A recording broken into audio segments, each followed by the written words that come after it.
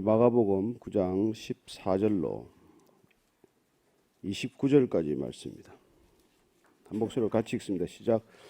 이에 그들이 제자들에게 와서 보니 큰 무리가 그들을 둘러싸고 서기관들이 그들과 더불어 변론하고 있더라. 온 무리가 곧 예수를 보고 매우 놀라며 달려와 문안하거늘 예수께서 물으시되 너희가 무엇을 그들과 변론하느냐? 무리 중에 하나가 대답하되 선생님, 말 못하게 귀신 들린 내 아들을 선생님께 데려왔나이다. 귀신이 어디서든지 그를 잡으면 거꾸러져 거품을 흘리며 이를 갈며 그리고 파리해지는지라. 내가 선생님의 제자들에게 내쫓아 달라 했으나 그들이 능히 하지 못하더이다. 대답하여 이르되 믿음이 없는 세대여, 내가 얼마나 너희와 함께 있으며 얼마나 너희에게 참으리요. 그를 내게로 데려오라 하시매 이에 데리고 오니 귀신이 예수를 보고 곧 그 아이로 심히 경련을 일으키게 하는지라. 그가 땅에 엎드려져 구르며 거품을 흘리더라. 예수께서 그 아버지에게 물으시되 언제부터 이렇게 되었느냐 하시니 이르되 어릴 때부터니이다. 귀신이 그를 죽이려고 불과 물에 자주 던졌나이다. 그러나 무엇을 하실 수 있거든 우리를 불쌍히 여기사 도와주옵소서. 예수께서 이르시되 할 수 있거든이 무슨 말이냐? 믿는 자에게는 능히 하지 못할 일이 없느니라 하시니 곧 그 아이의 아버지가 소리를 질러 이르되 내가 믿나이다. 나의 믿음 없는 것을 도와주소서 하더라. 예수께서 무리가 달려와 모이는 것을 보시고 그 더러운 귀신을 꾸짖어 이르시되 말 못하고 못 듣는 귀신아, 내가 내게 명하노니 그 아이에게서 나오고 다시 들어가지 말라 하시며 귀신이 소리 지르며 아이로 심히 경련을 일으키게 하고 나가니 그 아이가 죽은 것 같이 되어 많은 사람이 말하기를 죽었다 하나 예수께서 그 손을 잡아 일으키시니 이에 일어서니라. 집에 들어가시며 제자들이 조용히 묻자오되 우리는 어찌하여 능히 그 귀신을 쫓아내지 못하였나이까? 이르시되 기도 외에 다른 것으로는 이런 종류가 나갈 수 없느니라 하시니라. 아멘. 예수님께서 변화산에서 제자들과 베드로, 야고보, 요한과 함께 그 모습이 희어져서 형언할 수 없는 모습으로 변하는 것을 보았습니다. 그러나 그 변화산의 체험, 변화산의 영적인 경험에도 불구하고 산에서 살 수는 없는 것이죠. 산에서 내려와야 합니다. 산에서 내려오면 현실은 어떻습니까? 산 밑 기슭에 있는 사람들의 동네, 살아가고 있는 삶의 현장에는 어린아이가 귀신에 들려서 몸부림치는 것을 보게 됩니다. 우리가 살아가고 있는 현실이 이런 현실이라는 것이죠. 제자들은 그 아이에게서 귀신을 쫓아내지 못하고 있습니다. 그것도 또한 오늘날 우리 교회의 모습 같기도 해요. 세상이 이 지경인데 그리스도인들은 능력을 잃어버렸고 교회는 경건의 모양은 갖추었지만 경건의 능력이 없는 바로 그 현실이 우리 앞에 펼쳐지고 있다는 것을 보게 됩니다. 왜 그런 일들이 일어나고 있을까요? 왜 예수님께서 우리에게는 능력을 부어주셨고 권세를 주셨는데 우리는 왜 무기력하게 살고 있는 것일까요? 14절부터 16절까지 읽습니다. 시작. 이에 그들이 제자들에게 와서 보니 큰 무리가 그들을 둘러싸고 서기관들이 그들과 더불어 변론하고 있더라. 곧 온 무리가 곧 예수를 보고 매우 놀라며 달려와 문안하거늘 예수께서 물으시되 너희가 무엇을 그들과 변론하느냐? 왜 지금 귀신 들린 아이가 와서 귀신을 쫓아내달라고 간절한 부모의 요청이 있는데 지금 제자들은 뭐라고 있습니까? 서기관들과 더불어 변론하고 있더라. 논쟁하고 있더라. 언쟁하고 있더라. 다투고 있더라. 이겁니다. 우리가 해야 할 일은 지금 귀신 들린 아이의 현실을 도와주는 일이지 서기관들과 논쟁하는 일이 아니라는 것입니다. 변론하고 있는 일이 아니라는 거예요. 여러분, 늘 발목을 거는 사람들이 있습니다. 딴지를 걸어요. 딴죽을 겁니다. 거기 말려들면 아무 일도 못해요. 모함을 하고 시기를 하고 음해를 하고 있는 말 없는 말 만들어내지만 그걸 상대하다가는 아무 일도 못합니다. 그걸 툴툴 털고 우리가 해야 할 일에 집중해야 한다는 것이죠. 오늘날 우리가 제일 큰 문제는 회의하느라고 회의적이 되는 거예요. 여러분, 우리는 기도하고 일해야지 회의하고 일하는 조직이 아닙니다. 저도 이 말을 어제 다시 밤에 묵상하면서 이렇게 참 회개를 많이 했어요. 회의 시간이 점점 길어지는 거예요. 옛날에 제가 세상에 있을 때는 그 CEO를 할 때 30분 이상 회의하면 안 된다. 30분 있다가 누구든지 나가버려라. 그래도 안 돼서 30분을 그냥 서서 회의를 해보자. 서서 하면 다리가 아파서라도 나갈 거 아니냐. 회의 길게 하면 뭐합니까? 근데 점점 회의 시간이 길어지는 거예요. 누구는 할 일이 하도 많아서 기도를 더 해야 한다는데 우리는 이 많은 일을 기도하지 않고 의논하고 회의하느라 시간 다 보내는 것이죠. 그는 변론하고 앉아서 지금 서기관들하고 뭘 가지고 싸웠을까요? 곰곰 한번 생각을 해보십시오. 이 귀신 들린 건 누구 잘못이냐? 이 애 잘못이냐? 부모 잘못이냐? 귀신 쫓을 때 니네들 손을 대고 쫓냐? 안 대고 쫓냐? 뭐 별 얘기를 다 했겠죠. 그래서 예수님께서 너희들을 무엇을 그들과 변론하느냐? 어쩌면 왜 변론이나 하고 앉았느냐? 그런 질문을 하는 거나 마찬가지입니다. 세상은 이 지경인데 뭐하고 앉았느냐? 17절 이하입니다. 시작. 무리 중에 하나가 대답하되 선생님 말 못하게 귀신들이 내 아들을 선생님께 데려왔나이다. 귀신이 어디서든지 그를 잡으면 거꾸러져 거품을 흘리며 이를 갈며 그리고 파리해지는지라. 내가 선생님의 제자들에게 내쫓아 달라 했으나 그들이 능히 하지 못하더이다. 대답하여 이르시되 믿음이 없는 세대여 내가 얼마나 너희와 함께 있으며 얼마나 너희에게 참으리요. 그를 내게로 데려오라 하시매. 그를 내게로 데려오라. 그러면 제자들이 이게 뭐한 거예요? 이 아이를 예수님께로 데려가지 않고 본인들이 이걸 데리고 있었다는 얘기 아닙니까? 지금 예수님이 산에서 내려왔기 때문에 예수님께 데려오라는 얘기로 국한해서 들으시면 안 됩니다. 여러분 귀신 쫓는 건 예수님께 데려가야 되는 일이에요. 예수님의 능력을 의지해야 하는 일입니다. 예수님을 믿는 믿음으로 해야 하는 일입니다. 그런데 이 제자들이 말이죠. 왜 이걸 못 쫓았을까? 마가복음 6장을 한번 보십시오. 우리 앞에 읽었던 본문 6장 7절 한번 읽어보십시오. 6장 7절 시작. 12제자를 부르사 둘씩 보내시며 더러운 귀신을 제하는 권능을 주시고 12절 이하를 읽습니다. 시작. 제자들이 나가서 회개하러 전파하고 많은 귀신을 쫓아내며 많은 병자에게 기름을 발라 고치더라. 아니 6장에서는 많은 귀신을 쫓아냈던 이 제자들이 왜 여기 와서는 못 쫓아내느냐는 것이죠. 왜 이런 일이 일어났습니까?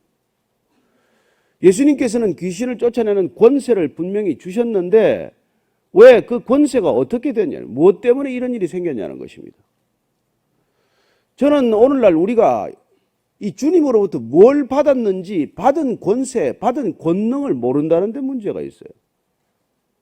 우리는 돈이나 더 받을까 하여 마치 성전 미문에 앉아있는 안전뱅이가 돈이나 좀 더 받을까 하여 물끄러미 쳐다보는 것처럼 세상을 바라보면 우리가 정작 받은 것을 가지고 해야 할 일은 잊어버리고 우리가 받지 않은 것을 가지고 없는 것을 자꾸 취하고자 하는 모양새가 되고 마는 것이죠. 그들은 분명히 권세를 받았습니다. 그리고 귀신을 쫓아내는 일을 행했어요. 그런데 지금 그 일이 그때는 되었는데 지금은 안 될 수 있다는 것입니다. 여러분 이게 우리의 영적인 현실이에요. 한때 됐는데 한때 안 될 수 있다는 것입니다. 어제는 됐는데 오늘 안 될 수 있다는 것입니다. 어제 신앙으로 오늘 살려고 하면 그런 일이 일어난다는 것입니다. 과거의 경험을 의존하여 오늘 살려고 할 때는 이런 일이 일어난다는 것입니다. 과거의 기억에 의존해서 오늘 믿음 아닌 믿음으로 나가면 이런 일이 생긴다는 것입니다. 믿음은 현재 진행형입니다. 과거 일이 아니에요. 과거지사가 아닙니다. 한때 잘 나갔다고 여러분 이건 세상 사람들끼리 모여서 우리 집에 금송아지 있었다는 얘기는 하는 거고 제가 뭐 한때는 귀신 다 쫓아냈습니다. 그래서 어쨌는데 지금 눈앞에 현실은 어떤 일이 일어나고 있는데 한때 한국 교회는 부흥했습니다. 여의도에 100만 명이 모였습니다. 그게 무슨 소용이 있어요 지금? 무슨 소용이 있습니까? 영국을 다녀온 사람들이 가끔 가다가 정말 탄식하는 소리를 듣죠. 한때 스펄전 목사님이니 뭐 수만 명이 모여서 집회하던 곳에 고작 한 200명 앉아있던 현실이고 그나마도 그런 교회들이 술집으로 팔려나가고 모스크로 팔려나가고 어제 믿음이 오늘을 지켜줍니까? 그래서 주님께서 지금 말이죠. 믿음이 없는 세대여 믿음이 없는 세대 내가 얼마나 너희와 함께 있으며 얼마나 너희에게 참으리요. 그를 내게로 데려오라. 내게로. 어쩌면 그들은 예수님도 안 계시고 베드로, 야고보, 요한도 없고 이제는 우리가 실력을 발휘할 때다. 때는 왔다. 여러분 그 생각이 드는 순간 내 실력을 의지하는 거예요. 그렇게 되면 기도는 하나님과의 임재에서 오는 교제나 능력이 아니라 내 기술이 되고 마는 거예요. 여러분 기도 들어보시면 기술로 하는 기도인지 주님께 하는 기도인지 우리가 그래도 뭐 아무리 초신자라도 알지 않습니까? 여러분 기도는 기술이 아니에요. 능력은 기능이 아닙니다. 그 능력은 하나님으로부터 오는 것이지 나로부터 오는 게 아니기 때문이죠. 하나님을 전심으로 의지했을 때는 무슨 일이 있었는데 어느 날 익숙해져서 내 경험과 내 기억에 의존하는 순간 그건 믿음이 아니에요. 그건 내 확신이죠. 난 할 수 있어. 언제든지 우리 믿음은 나로부터 비롯된 것이 아니고 하나님으로부터 비롯된 것이라는 걸 잊어서는 안 됩니다. 우리의 믿음은 확신과 신념이 아니에요. 우리의 믿음은 세상의 신념이나 확신과는 다르다는 것입니다. 우리의 믿음은 내 경험에 의존하는 믿음이 아니에요. 그래서 우리 자신이 언제든지 기준이 되지 않는 것이죠. 내가 은혜 받은 채널을 통해서 다른 사람도 은혜 받기를 기대하지 마십시오. 하나님께서 나한테는 그렇게 역사하셨지만 다른 사람한테 어떻게 그 사람을 그 길로 인도하실지 우리가 어떻게 합니까? 그러니 늘 그렇게 우리가 평가하는 기준을 가져서는 안 된다는 것입니다. 하나님께 대해서 우리가 한 가지 기억해야 할 일은 그분은 늘 새 일을 행하시는 분이라는 것입니다. 늘 우리에게 새 믿음을 부어주시기를 원한다는 것입니다. 날마다 관계가 새로워지기를 원한다는 것입니다. 우리의 믿음은 과거의 경험이나 이존되는 기억이 아니라 우리의 능력이나 그런 것에 의존하지 않습니다. 우리의 믿음은 오직 하나입니다. 하나님을 아는 알매서 비롯되는 것이고 그 알고 있는 하나님과의 관계에서 비롯된다는 것입니다. 우리의 믿음은 암과 관계라는 것을 기억해야 합니다.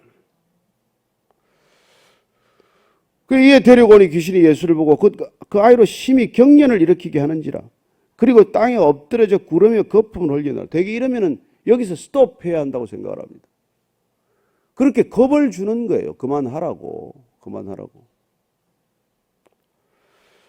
예수께서 그 아버지에게 묻습니다. 언제부터 이렇게 되었느냐? 이럴 때 어릴 때부터니이다. 귀신이 그를 죽이려고 불과 물에 자주 던졌나이다. 그러나 무엇을 하실 수 있거든 우리를 불쌍히 여기사 도와주옵소서. 어릴 때부터 이랬다는 거예요.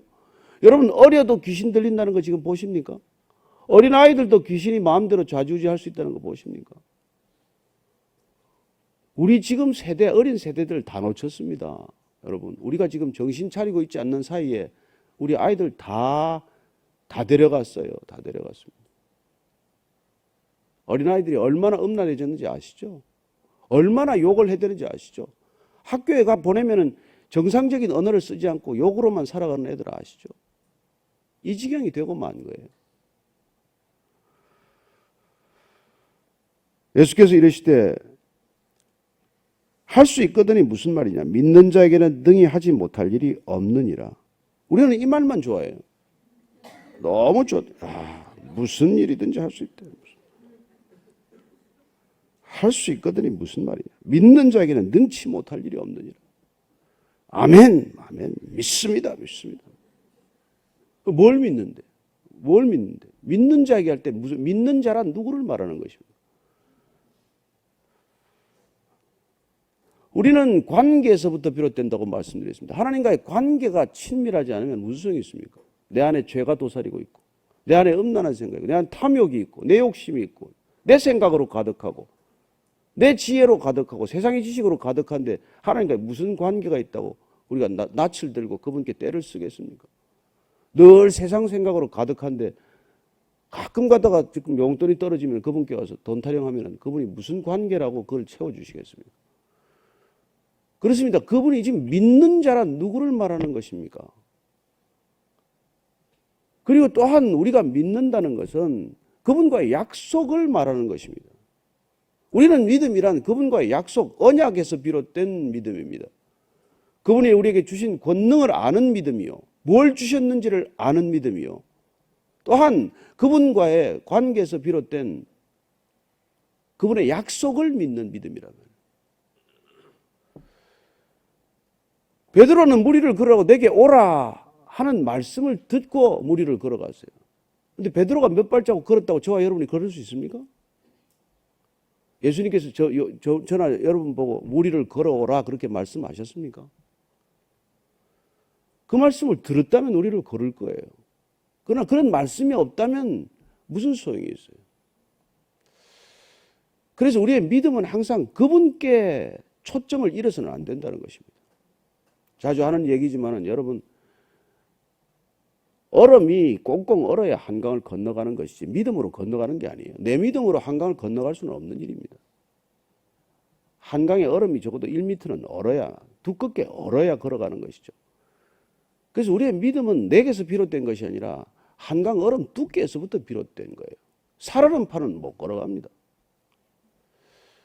우리의 주님이 반석과 같은 분이기 때문에 우리가 그분의 약속을 믿는 것이고 또 약속이 주어졌기 때문에 복 있는 사람은 악인의 꾀를 쫓지 말고 항상 주야로 말씀을 묵상하라는 그 말씀을 붙들고 그분을 날마다 내가 묵상하다가 그분과의 관계가 깊어졌기 때문에 기도할 수 있고 그 기도가 응답되는 것이지.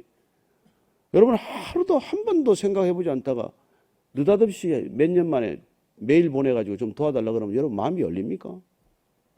저는 마음이 잘 안 열리던데요. 곧 그 아이의 아버지가 소리를 지릅니다. 내가 믿나이다. 나의 믿음 없는 것을 도와주소서. 여기 영어 성경을 보면 help me overcome my unbelief 이렇게 돼 있어요. 말이 틀린 말이에요. I do believe. 내가 믿습니다. 그런데 불신을 극복하도록 도와주십시오. 믿는데 불신이 있다는 겁니다. 믿는데 의심이 있다는 것입니다. 우리의 연약한 믿음의 현실은 그런 것 아닙니까? 안 믿는 건 아니에요. 그래서 예수님께서 믿음이 작은 자야 이렇게 가끔 가다가 나무라시는 것을 봅니다. 뭐 안 믿는 건 아닌데 그 믿음에 늘 의심이 가득 차서 응답받지 못하는 기도를 스스로 만들고 있는 것이죠. 누구든지 하나님께 나아가는 자는 하나님이 살아 계신 것과 우리가 나아갈 때 반드시 상 주시는 분임을 믿어야 할 텐데 그 믿음은 내 믿음이 아니라 하나님으로부터 비롯된 믿음이어야 한다는 것입니다. 그래서 저와 여러분들이 죽으라고 성경에 있는 까닭은 하나님을 알기 위함이에요. 그분이 누구신지를 알아야 되기 때문에. 우리가 낯선 동네 아저씨한테 가서 부탁하는 게 아니란 말이에요. 내 아버지라면 그분이 누군지를 우리가 속속들이 알아야 되는 것이고 그분께서 무슨 말씀, 무슨 언약, 무슨 약속을 해주셨는지를 알아야 우리가 기도할 수 있는 것이죠. 그래서 여러분 말씀이 없는 기도는 독이에요. 어떤 종교가 기도 안 합니까? 어느 종교가 무섭게 기도 안 합니까? 죽으라고 기도하는 종교가 한두 가지입니까? 그러나 그들은 뭘 구하고 있는 것입니까? 그 크리스찬의 기도는 본질적으로 뭘 위해서 기도하는 것입니까? 우리가 잘 알죠. 결론은 내 뜻을 꺾고 아버지의 원대로 하옵소서. 우리가 그런 기도를 지금까지 해왔다면 여러분 이 세상이 이렇게 됐을까요? 제가 계산해 보니까 서기 4세기 전에는 끝났어야 돼. 주님이 오셨어야 마땅해. 그러나 우리는 우리 생각으로 기도하고 우리 뜻을 쫓아 기도하고 내 원을 쫓다가 여러분 이 세상은 내 원을 쫓다가 망가진 게 이게 세상의 모습이에요. 각자가 자기 소견에 옳은 대로 하다가 생긴 게 이 모습입니다. 이 세상에 살면서 우리가 각자 자기가 원하는 바를 추구해가지고 이 세상이 하나님의 나라가 임할 수 있습니까? 우리가 단 몇 사람이라도 하나님의 뜻을 구하는 사람들로부터 그 하나님의 뜻이 확산이 되고 하나님의 약속을 붙든 사람들이 그 하나님의 언약을 붙들고 기도할 때 하나님께서 이 땅 가운데 하나님의 나라가 확장되도록 허락하시는 것이지. 그래서 오늘 이 하나님께서 지금 예수님께서 능치 못할 일이 없다.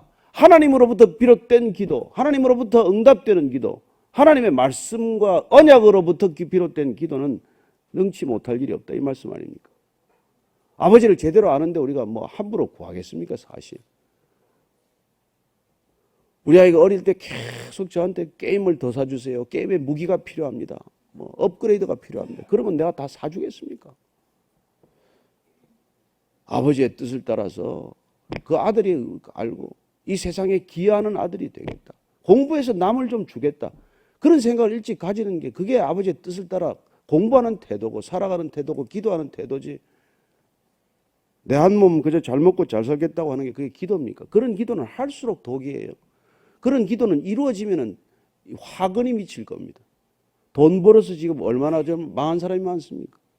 돈 많이 벌어가지고 잘 되는 사람이 많습니까? 잘못 되는 사람이 많습니까? 돈을 함부로 애들에게 줘가지고 망쳐놓는 애들이 많아요. 정말 성령 충만한 애들이 많습니까?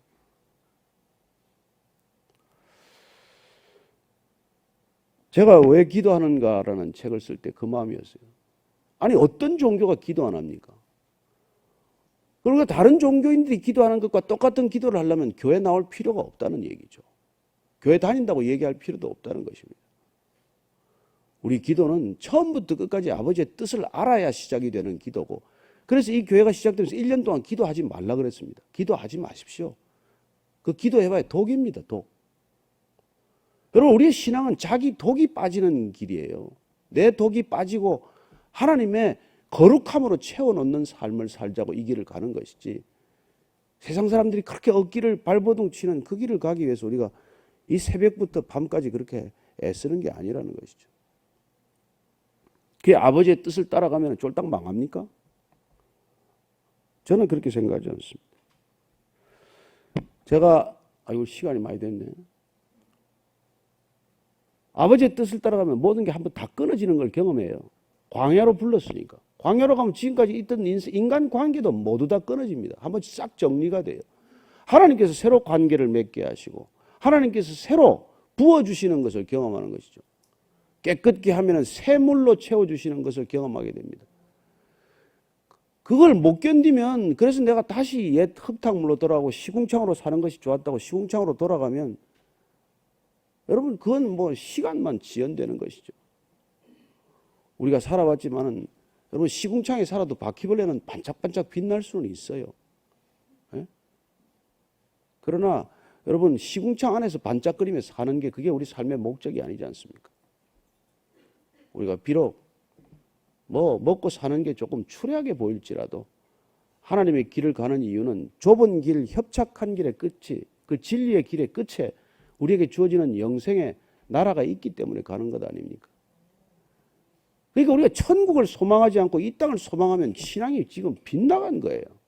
우리가 천국 소망 때문에 여기서 열심을 다하는 것이지 이 땅에 소망이 있어서 열심을 다하는 게 아니에요.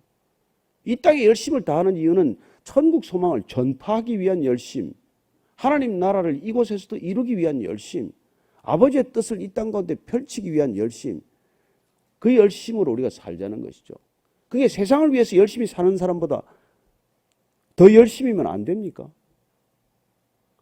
남을 미워하는 사람보다도 남을 사랑하는 사람은 더 열심히 못 삽니까? 복수하겠다고 저렇게들 열심히 사는데, 남을 죽이겠다고 저렇게 열심을 다하는데, 우리가 하나님을 사랑한다고 그러면서 세상을 미워하는 사람보다도 더 게으르게 살면 그건 믿음이 아니죠. 생명의 빚진 자가 아니죠. 우린 다 생명의 빚진 자라면서요. 그러니 이 생명을 버려서 뭘 해야 할지를 우리가 확실히 알면 그보다 더 행복한 인생은 없습니다. 뭘 위해 죽을지를 결심한 사람보다도 더 행복하게 살 수 있는 길은 없어요.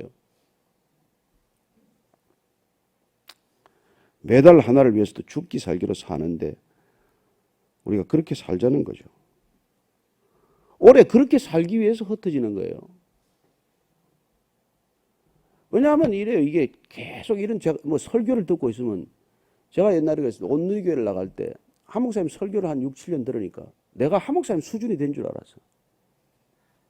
아니요, 여러분. 듣는 설교가 내 수준이 아닙니다. 내가 예수님과 맺고 있는 관계의 수준이 내 수준이요. 내가 그분과 어떤 관계를 맺고 있느냐는 것이지, 내가 얼마나 열심히 교회를 나오나, 내가 얼마나 내가 아침 예배를 열심히 하나, 이게 기준이 아니라는 것입니다.